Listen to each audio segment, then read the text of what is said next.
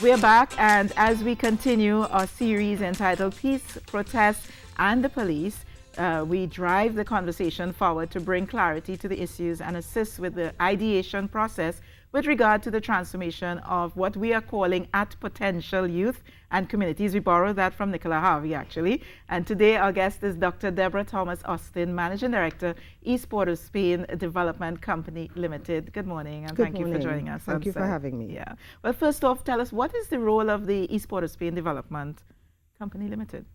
So the East Port of Spain Development Company is what we call a special purpose state enterprise. It's fully owned by the government of Trinidad and Tobago. The company was incorporated in September of 2005. Yes. And the mandate is to develop and redevelop the area defined as East Port of Spain to improve economic, social, and physical conditions. So the areas would include? The area extends from Charlotte Street in the west all the way up to Lady Young Road. But we include communities on the north and east of Lady Young Road. So that would include Marie Road, Romaine Lands, Monrepo, Navadirty, Second Caledonia, Coconut Drive. Yes. And we also come down to the south. We include the communities of Beetham and Sealots. Okay, so we're talking about the same area that Kareem would have come from. How do you measure success, particularly the impact of the organization on the community itself? What's the measure? So given the mandate that we have to measure success in different ways. So one is the number of activities, projects that we do that would contribute towards achieving the mandate. But I think more important for us is the impact and the reach that we have, and how those projects impact the lives of the citizens, because ultimately our goal is to improve the quality of life of the residents of East Port of Spain. And do you think that you're actually reaching the vulnerable in the community? Because, you know, sometimes we have the strategy, but the gap between the strategy and the implementation might be there might be a disconnect in that implementation. So for us, implementation is part and parcel of what we do. It's not just about having a strategy. We have to deliver stuff on the ground. And so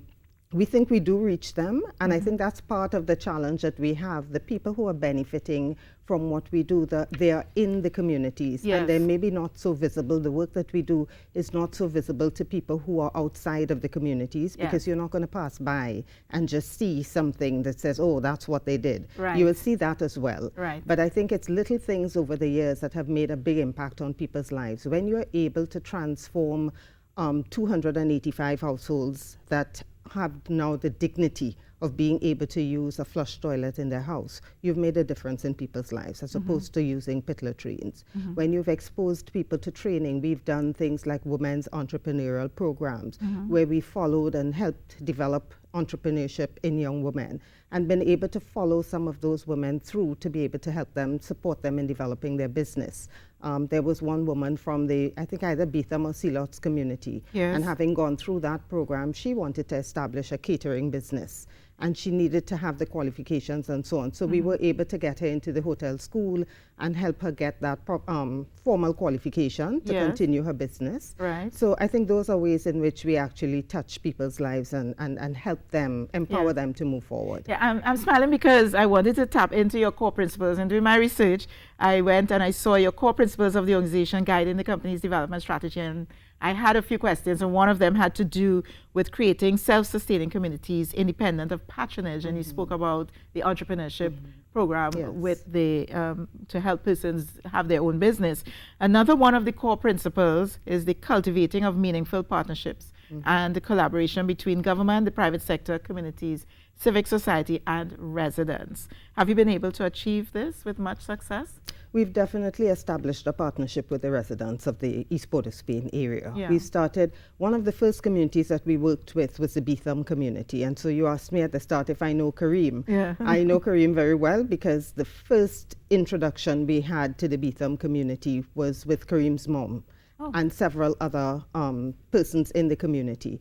And that led us to forming what we call a community working group, getting representatives from each of the phases in the Beetham community, working with them to produce a development plan, an action plan, and to implement projects.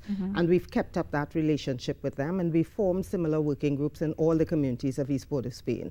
So we have a mechanism for collaborating and engaging with the residents of East Port of Spain. We also do it with some other government agencies.